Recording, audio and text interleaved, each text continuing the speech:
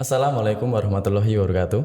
Waalaikumsalam warahmatullahi wabarakatuh. Selamat datang kembali di podcast IM Talks yang dipersembahkan oleh IMM Piungan, dan kali ini kita kedatangan tamu yang spesial yaitu Mas Andi Antoni.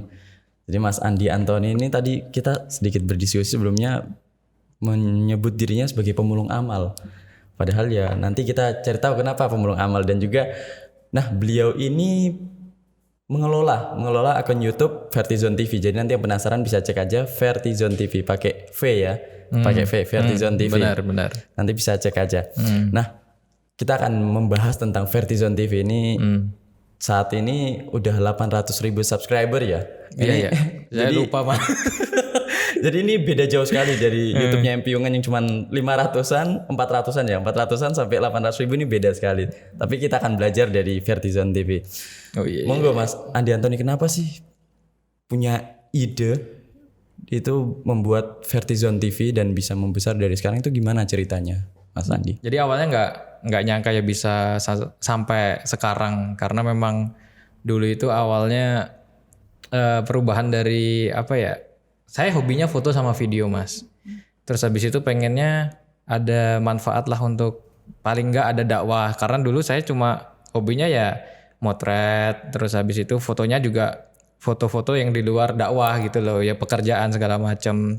Video juga sama. Terus habis itu sempat kepikiran, kan kadang ada titik jenuh ya, kok hidup gini-gini aja. Terus akhirnya ya udahlah, pengen ada manfaatnya untuk agama. Terus akhirnya dibuatlah channel itu. Itu kan sebetulnya channel Vertizon itu, Vertizon TV itu sebelumnya namanya cuma Vertizon, dan itu dulu adalah grup nasyid waktu saya SMA gitu kan. Jadi kalau teman-teman dulu tahun berapa ya, 2006, 2005, 2006 pernah dengar Vertizon yang ciri khasnya adalah nge-rap. Jadi dulu itu nyanyi tapi kita nge-rap tapi yang religi gitu. Itu juga bermula dari situ, ada berempat orang untuk vokalisnya. Dan alhamdulillah waktu itu sempat lumayan dikenal di radio di Jogja ya, kayak di MKFM juga, terus dulu ada Rama FM, dan sempat udah hampir masuk ke ringback tone-nya HP nada dering zaman dulu itu. Terus habis itu karena kuliah, teman-teman akhirnya memutuskan untuk fokus di kuliahnya, hingga akhirnya grup nasyid itu agak vakum awalnya. Terus karena saya senang dengan kata Vertizon, akhirnya saya bilang ke teman-teman, ini tak bikin channel aja ya, Vertizon TV, biar paling enggak ada siarnya terus kita gitu. Dan awal-awal pun untuk dokumentasi sendiri masih pakai ustadz-ustadz kampung, maksudnya tetangga gitu ya, yang dia memang suka ngisi ceramah. Itu saya rekam dengan alat yang apa adanya. Waktu itu masih pakai clip-on juga yang apa adanya, pakai mic jepit dulu itu namanya itu. Ingat banget, sampai teman-teman juga akhirnya tak suruh ngaji, karena kan kalau di Vertizon itu ada beberapa yang hafid itu ya, yang udah hafal 30 juz itu ngaji surat-surat pendek. Udah intinya cuma itu aja, share hingga akhirnya sampai sekarang ya alhamdulillah cukup dikenal di wilayah Jogja kayaknya sih gitu. Itu berarti dari tahun 2006 ya? 2006 atau 2007? Iya, 2006, 2007.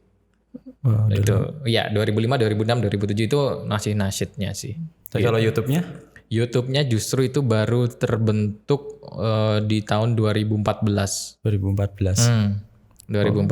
Berarti baru 6 tahun ya sekarang, sampai sekarang. Baru 6 tahun tapi udah berkembang cukup besar ya. Tapi kan sebelumnya itu kan rekam-rekam terus dipublishnya lewat apa kan? Katanya YouTube-nya 2014. Nah itu kan sebelumnya tuh dipublishnya via apa itu? Enggak, dari awal memang udah dari YouTube. Dari YouTube kita memang fokusnya di situ. Yang sebelumnya kita nasyid, terus intinya konversi saya sendiri ke Vertizon TV. Tapi teman-teman masih tetap dengan nyanyinya. Jadi kadang mereka udah lulus kuliah waktu itu terus kangen, yuk kita nyanyi lagi. Tapi karena ada beberapa teman yang udah jadi GM di sebuah perusahaan, terus yang satu lagi masih seneng hobi di broadcasting, satu lagi dia udah jadi pimpinan pondok di Depok di daerah Jakarta, yang satu lagi. Nah ini dia waktu itu bikin grup nasyid baru lagi namanya The Kopiah, tapi karena kayaknya namanya kurang menjual, akhirnya udahlah bro bikin ini aja, tetap ada Vertizonnya, jadi bikinlah Rizal Vertizon. Kalau teman-teman tahu di YouTube tuh ada Rizal Vertizon, nah itu bagian dari Vertizon dulu, seperti itu. Berarti agak mecah-mecah dikit ya. Agak macam-macam, tapi sampai sekarang masih komunikasi, masih ngumpul, masih ngopi bareng kayak gitu.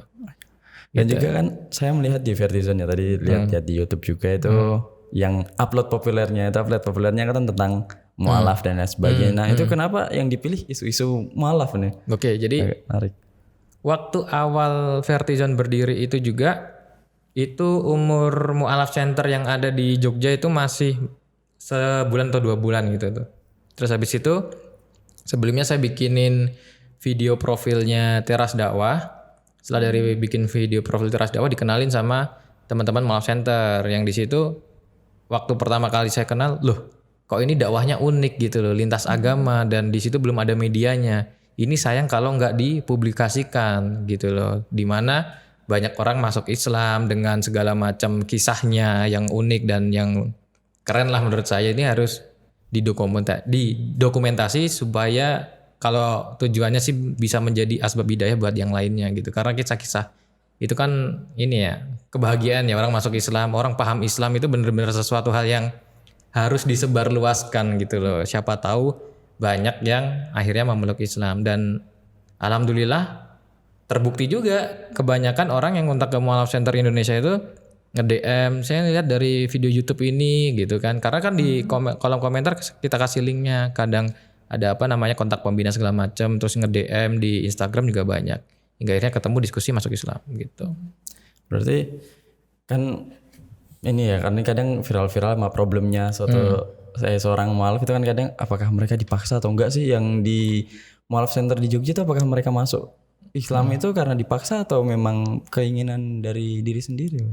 Rata-rata keinginan dari sendiri, dan rata-rata mereka belajar bukan karena diiming-imingi sesuatu hal ataupun dengan alasan pengen nikah segala macam, tapi memang dia belajar, dia menemukan hidayah, kemudian untuk memantapkannya dia biasanya diskusi dulu. Tapi tidak jarang ada juga yang nakal, dalam arti pengen ngemurtatin teman-teman yang ada di Mualaf Center. Tapi alhamdulillah sampai saat ini masih kejaga, teman-teman semuanya malah kebalikannya, mereka yang akhirnya menemukan hidayah itu dan convert ke Islam, masuk Islam, seperti itu. Ada nggak sih pengalaman yang menarik selama di sebelumnya YouTube dulu ya, di Vertizon ini ada nggak pengalaman menarik selama mengelola YouTube ini? Ini kan apa namanya, kontennya banyak juga ya, selain mualaf ada juga yang lain, investigasi dan lain sebagainya. Nah itu ada nggak hal-hal yang menarik selama mengelola YouTube ini? Kalau mengelola YouTube yang paling unik adalah kita sering diserang channelnya, karena memang itu channel yang paling tidak disukai dengan beberapa orang atau instansi yang ini kok hampir tiap hari nguploadnya tentang mualaf, tentang orang syahadat, apalagi yang di Instagram. Jadi di Instagramnya kan ada Vertizon TV, itu hampir tiap hari ada yang syahadat. Kayak sehari ini 2 hari ini aja yang syahadat udah ada 4 orang gitu-gitu. Dan itu pun memang kita publishnya apa adanya gitu loh. Cuma foto, ya udah foto aja doang gitu. Karena nggak semuanya waktu diskusi kita share gitu, nggak. Karena kalau itu di share itu masih bisa jadi bahan untuk wah ini Islamisasi, padahal mereka sendiri yang datang ke kita minta diislamin gitu loh. Yang tidak diketahui oleh orang banyak ya. Iya, itu, dan ya itulah dulu pernah sempat vakum 5 atau 6 bulan itu nggak bisa ngakses kan sama sekali. Oh, di banned itu. Mirip di banned, cuma ya intinya nggak bisa diakses lah YouTube-nya gitu. Terus beberapa password diganti segala macam, tiba-tiba malam-malam loh ini kok ada orang request ganti password padahal kita nggak pernah gitu. Ya kayak gitu sih. Di-hack gitu ya. Di-hack gitu. Cuma kalau untuk dalam hal dokumentasi memang paling seru waktu ada investigasi mualaf. Yang sebetulnya kita berharap itu nggak akan terjadi gitu loh. Karena memang ada beberapa video yang memang nggak kita publish dikarenakan memang ini kalau dipublish bisa nimbulin perpecahan antar agama gitu loh. Karena memang ada yang masuk Islam itu keadaannya baik-baik aja, keluarganya support segala macam. Tapi nggak jarang juga yang posisinya udah ditacap, udah di make upin sama mereka gitu loh. Dipukulin maksudnya gitu. Terus akhirnya kita investigasi, terus kita dokumentasi, ya banyaklah ancaman-ancaman segala macam. paling banter ya cuma dibunuh itu ancamannya gitu. Tapi nggak terjadi kan? Enggak, alhamdulillah. Kalau terjadi juga alhamdulillah kalau memang udah kodarnya seperti itu kan. Gitu. Ya, alhamdulillah, Mas. Ya. Nah, kalau ini kan apa namanya mualaf ya. Kalau dalam cerita selain tadi yang diceritain, kalau pengalaman menarik selama berarti di mualaf center ya. Selama menjadi bagian dari mualaf center, ada nggak sih pengalaman-pengalaman yang menarik? Yang menarik ya yaitu tadi kita bisa ketemu sama orang-orang yang mereka benar-benar belajar dari Islamnya tuh benar-benar menemukan gitu loh. Sedangkan kita yang lahir udah muslim itu kadang oh ternyata ada hal yang apa namanya belum kita ketahui gitu loh. Ternyata di kita mereka pun juga mengajarkan apa yang kita kerjakan saat ini seperti itu. Cuma lebih disempurnakan lagi di Islam. Jadi sebetulnya mereka cukup bisa mempelajari Alkitab dengan sebaik-baiknya. Gak usah belajar Al-Quran lah. Jadi buat non-muslim yang mau Katolik ataupun Kristen ataupun apapun, ya pelajari Alkitab dengan sebaik-baiknya. Jangan setengah-setengah. Dibaca dan dipahami gitu. Itu aja sih. Oh iya, tadi kembali lagi ke awal. Nah, kenapa menyebutnya pemulung amal? Ya karena apa ya? Unik tadi makanya pas tadi nanya. Ya karena ini kita apa ya? Kita tuh dakwahnya tuh cuma di pinggiran lah. Bahkan orang sana tuh kalau nyebut kita tuh anjing penjaga. Kita tuh kerjanya cuma di perbatasan dakwahnya. Beda kalau yang teman-teman kan udah di panggung, maksudnya bikin tablik akbar, kajian. Kita cuma di inilah orang yang mungkin nggak ngelirik gitu loh. Kita cuma di perbatasan aja, di pinggiran aja kerjanya. Jadi kita nyebutnya pemulung amal aja udah. Pemulung amal. Jadi orang-orang itu pemulung amal gitu. Banyak orang yang memang kita taruh di pedalaman yang memang sengaja nggak kita ekspos segala macam karena memang ya kerjanya kita di situ perbatasan menjaga akidah mereka jangan sampai keluar dari Islam gitu loh. Atau kalaupun dia keluar dengan iming-iming sesuatu ya kita bela gitu segala macam. Itu sih. Kalau boleh tahu itu perbatasan itu pedalamannya daerah mana itu kalau boleh tahu daerah? Udah tersebar di Indonesia. Udah banyak sekali ya. Udah banyak. Alhamdulillah. Makanya hampir tiap hari ada yang syahadat, apalagi yang ini yang di Jambi juga di suku pedalaman kemarin juga ada syahadat segala macam. Terus yang terbaru itu kemarin ada sekeluarga dari Papua itu 6 orang. Kayak gitu aja. Gitu. Kita cuma menjelaskan apa yang ada di apa namanya ajaran mereka gitu. Kan kalau misalnya setelah ini mereka bersyahadat. Nah itu setelah itu apakah dibimbing atau udah dilewatin gitu aja atau apa? Kalau boleh tahu prosedurnya seperti apa? Jadi kalau seorang udah mualaf itu nanti apa prosedurnya setelah itu? Biasanya kalau mau syahadat kan biasanya kita dialog dulu. Kita pastikan dulu alasannya untuk apa. Kadang kalau ada orang yang mau syahadat cuma pengen dapat sertifikatnya aja. Kemudian sertifikatnya dimanfaatin untuk apa namanya minta bantuan, minta donasi segala macam itu banyak gitu loh. Dan kita nemuin itu udah beberapa kali. Contoh waktu itu ada kasus, dia ngaku udah muslim 7 tahun yang lalu. Habis itu kita jebak di suatu tempat, dia datang. Awalnya kita pancing, dia kan mas saya nggak punya biaya nih buat makan segala macam. Kita tahu ini udah modus karena udah biasa ketemu orang-orang yang modus kan. Ya udah kita kasih, pasti besok minta lagi. Benar besoknya minta lagi. Hingga akhirnya ketiga atau keempat itu minta sebanyak, tadinya kan cuma 100 ribu, 300 ribu, 500 ribu, tapi naik sampai titik 30 juta kalau nggak salah. Kan kaget, lo itu buat apa gitu. Oh ini mau operasi istri saya. Operasi di mana? Ini sudah di rumah sakit, ini udah mau operasi. Berapa butuh biayanya? 30 juta. Waduh ini udah modus kan kita tahu. Ini posisi di mana? Saya di Samarinda. Padahal kemarin di Jogja waktu itu. Waktu kita ngasih yang 1-2 itu kan di Jogja. Terus di Samarinda. Akhirnya yaudah kita ini aja deh. Karena kita udah tahu, kita cari duit tumpukan itu kita foto, ini ada amanah uangnya. Tapi ini amanahnya cash nggak bisa transfer, mau nggak diambil? Oh boleh. Tapi kan antum di Samarinda gitu. Enggak, saya sore ini ada rapat di Jogja jadi saya bisa ngambil. Dia ngelesnya gitu. Akhirnya dia ke Jogja, terus ke titik yang udah kita tentukan hingga akhirnya di situ kita ulik segala macam dan akhirnya jujur. Setelah jujur ya ngomong. Apa namanya ya ini buat keseneng-seneng buat inilah party segala macam. Pas tak buka HP-nya juga dia habis main di Raja Ampat, kemudian dibuka Facebooknya, dibuka inboxnya, ternyata dia hampir tiap hari ngechat ke 15 orang sampai 30 orang, sama kalimatnya cuma copy paste, tapi ada 1-2 orang yang kena, misal transfer 500.000, 1 juta. Bayangin aja kalau dalam satu hari 1 juta aja, dia per bulan udah dapat 30 juta cuma dengan modal copy paste seperti itu, menghibah. Terus pasti kita bongkar, ternyata ATM-nya platinumnya ada 2 atau 3 waktu itu. ATM platinumnya. Terus habis itu 7 tahun ya, bayangin 7 tahun dia udah Islam. Tak suruh sholat waktu itu. Iseng kan nanya, sholat subuh ada berapa rakaat? Dia jawab 2. Terus temen nyeletuk, ngawur kan ada 3 gitu. Oh iya mas 3 mas, lah saya ini posisi panik, dia bilang gitu. Terus habis itu tak kasih pertanyaan yang memang inilah mas, sebetulnya nggak penting gitu. Cuma oke, kan udah 7 tahun nih. Kiblatmu kalau sholat kamu menghadap mana? Kita lagi di Jogja nih. Apakah di Masjid Gede Kauman atau di Tugu Jogja gitu kan tadi.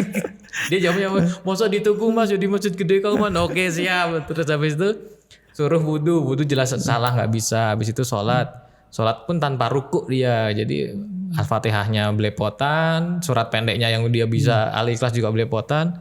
Dia langsung sujud, ya udah. Akhirnya udahlah, dia ketahuan cuma manfaatin kemualafannya aja, dan sepertinya dia belum muslim gitu aja sih. Kalau aku nangkep kan 7 tahun nggak bisa sholat, nggak bisa apa-apa gitu loh. Hingga akhirnya ya udah kita jeblosin ke penjara waktu itu gitu. Sangat disayangkan gitu. Iya, tapi sebelumnya di make upin ya. Habis itu kan kalau udah syahadat kemudian masih dibimbing misalnya ada Iya. Jadi kalau yang bener-bener orang mau belajar itu kan kelihatan. Contoh kasus kedua itu yang waktu itu kita selamatkan. Jadi lucu nih, ada 3 orang sahabat nih ya. 2 orang ini cowok cewek, kakak adik kandung. 1 ini non muslim, yang 2 ini murtad dari Islam.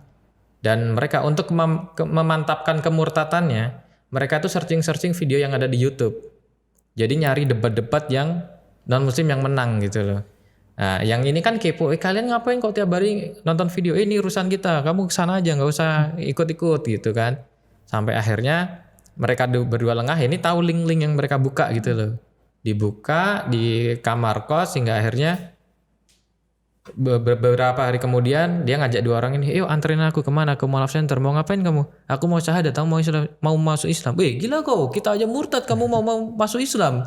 Sekarang tunjukin agamamu, kalau sekarang kamu masih bisa membenarkan, aku akan tetap, dan aku gak akan menjadi mualaf, aku akan tetap di agamaku ini gitu. Tapi ternyata setelah mereka berdiskusi bertiga, akhirnya 3-tiganya masuk Islam gitu. Terus setelah masuk Islam ketahuan sama asramanya, karena waktu itu namanya suku ya, kalau dari luar pulau ke Jogja untuk kuliah itu kan, kalau asrama kekeluarganya besar banget gitu ya. Ada info, ini udah mualaf nih, kamu intinya ngumpul lah. Mereka ngumpul semua hingga akhirnya si orang satu ini ngejapri kita, mas aku udah nggak kuat di asrama, aku pengen keluar dari sini, aku diintimidasi segala macam. Ya udah, hingga akhirnya kita jemput ke sana. Itu pun dengan nada meledak itu, saudaranya bilang, kakak kandungnya, mana kau yang syahadat kau kemarin itu diajak sini, kalau mau jemput kau harus ada semuanya itu yang ada di video. Nah, waktu itu yang wawancari istri saya, kemudian yang ngerekam saya, satu lagi yang nyahadatin teman saya. Akhirnya ya wes kita bertiga ke sana. Udah bismillah aja, modal bismillah. Mereka udah ngumpul. Di dalamnya juga udah ada parang segala macam. udah marah-marah gitu. Itu yang keinget sampai sekarang. Terus akhirnya saya juga, kalau saya nggak ngajak istri mungkin kepancing emosinya juga. Akhirnya kita cuma diem di sana. Biasa kan namanya keluarga yang ada di dalam keluarga itu pindah agama, apapun itu agamanya, itu pasti akan marah, itu wajar, dan kita juga maklum. Hingga akhirnya kita cuma diam, terus udah bisa ngomong, kita kasih kesempatan saya ngomong ya. Akhirnya kita gantian ngomong, cuma kita ngasih tahu, pertama, Mbak yang ada di sini gitu kan, kamu masuk Islam karena diri sendiri atau karena paksaan? Saya karena diri sendiri, dia bilang gitu. Yang kedua, kamu mau milih tinggal di sini atau ikut kita? Saya pengen ikut Mualaf Center waktu itu, dia jawab gitu. Yang ketiga, orang yang udah masuk muslim itu adalah saudara kita. Apapun akan kita bela. Tapi kalaupun kamu mau murtad, kita juga mempersilahkan, karena di Islam tidak ada pemaksaan mau masuk memeluk agama Islam. Terus yang berikutnya, kalau kamu masih tetap di Islam dan yakin di Islam, apapun kita bela, walaupun nyawa kita taruhannya. Udah cuma ngasih kalimat itu tok. Hingga akhirnya setelah itu kita minta izin ke mereka, ke kakaknya, ke saudaranya, gimana ini udah mau ikut sama kita.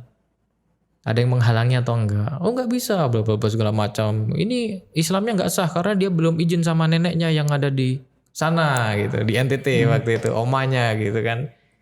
Karena waktu itu aktivis gereja juga omanya di sana gitu. Terus hingga akhirnya enggak, dia tetap sah masuk Islam karena Islam itu enggak harus minta izin sama orang tua selama dia yakin, selama dia mengimani itu, dia sah masuk Islam kayak gitu. Terus akhirnya alhamdulillah bisa kita bawa, dan waktu di rumah dia dapat japrian.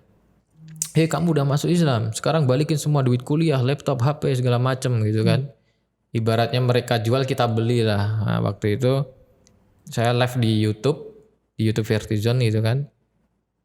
Tolong ini ada kasus mualaf bla bla bla, tak ceritain. Nah, dia minta duit kuliah dibalikin, laptopnya segala macem, hingga akhirnya nominal itu ada diminta sama keluarga besarnya yang di sana. Sampai akhirnya waktu itu setelah sholat taraweh, setelah witir, singkat cerita kan waktu sholat taraweh itu yang masuk cuma 10.000, 50.000, 20.000, 100.000. Aduh, ini jauh banget ini. Terus akhirnya pas setelah sholat witir, alhamdulillah kekumpul nominal yang mereka minta, bahkan lebih 200.000. Hingga akhirnya langsung kita transfer malam itu. Bingung mereka. Kamu dapat uang dari mana? Balas apa Mas Andi? Bilang aja dari Allah. Dari Allah mah. Wih gila gue. Kayak gitu lah pokoknya. Jadi akhirnya mereka stop kontak sama keluarga. Tapi aku selalu menekankan kepada mualaf. Kita menekankan kepada mualaf. Selalu berbuat baik kepada orang tua, keluarga kita. Walaupun kita dihina, dicaci maki segala macam, itu wajar karena keluarga manapun gak akan rela anaknya pindah agama. Tapi kamu sebagai anak ada kewajiban selalu taat kepada orang tua. Di luar masalah akidah. Kamu harus sapa terus, ngechat terus. Misal kalau pulang ke rumah yang biasanya gak bawa apa-apa, beliin martabak atau roti, hal-hal kecil seperti itu, insya Allah itu akan mengetuk hatinya gitu. Hingga akhirnya itu kasus itu meledak, hingga beberapa ustadz juga ikut nge-share. Diundanglah ke TV One waktu itu. Waktu hari raya. Jadi waktu itu hari raya saya malah nganterin mualaf ini ke TV One untuk di kabar pagi Indonesia waktu itu.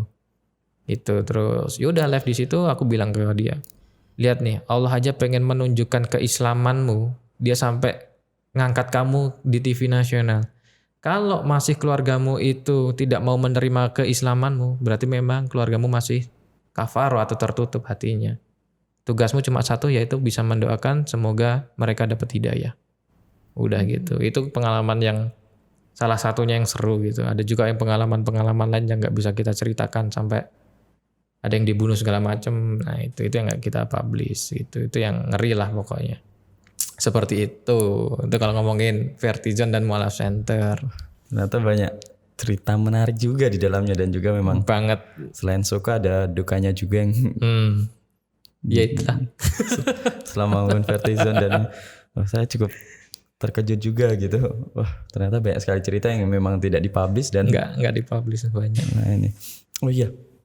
Jadi, nah ini kan Mas Andi ini sebelumnya kan 2006-2007. Nah ini kenapa memilih media dakwahnya, media sosialnya kan pertama YouTube, kemudian ke Instagram, ya mungkin ada media lain, atau kenapa penting banget sih dakwah via media sosial pada itu? Ya karena untuk reality sekarang, untuk reality saat ini, yang benar-benar dakwahnya memang benar-benar perangnya beneran, itu ya cuma di internet, di sosial media.